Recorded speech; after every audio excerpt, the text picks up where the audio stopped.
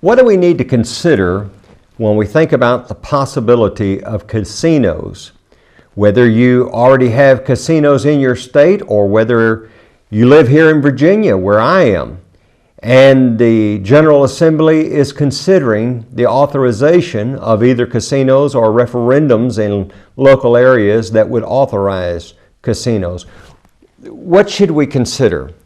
This week I'm going to be sharing with you some facts from an article from the Washington Post entitled "An Opportunity Gamed Away."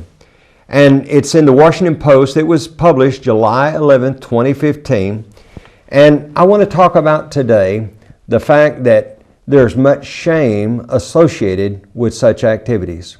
Proverbs chapter 14 in verse number 34 says that righteousness exalts a nation, but sin is a reproach to any people. And that's certainly the case not only with a nation, but to a local community.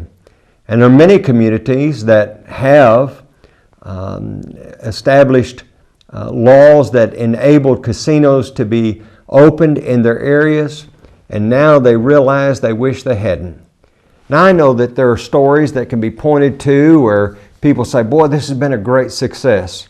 And there are people who are making money, but there are people who are also losing money, and not just the gamblers.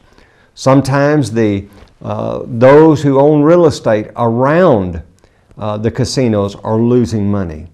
Sometimes even businesses around the casinos are losing money. Casinos tend to be cannibalistic in the sense that they're a drain on the local economy for other businesses.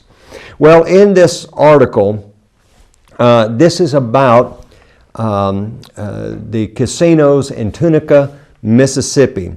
And let me just share this line with you. One of the newly elected board members called up Thompson, then a young auditor in Jackson, Mississippi. With casino revenues dwindling, the county needed to quickly cut its own expenses, something it is still struggling to do. We are literally living check to check, said Thompson, like a poor family. He's talking about the county of Tunica. Now, casinos were supposed to be the great savior for that county, but instead now that county is living check to check. Casinos are not necessarily the answer. Oftentimes, we find great evidence that it brings shame.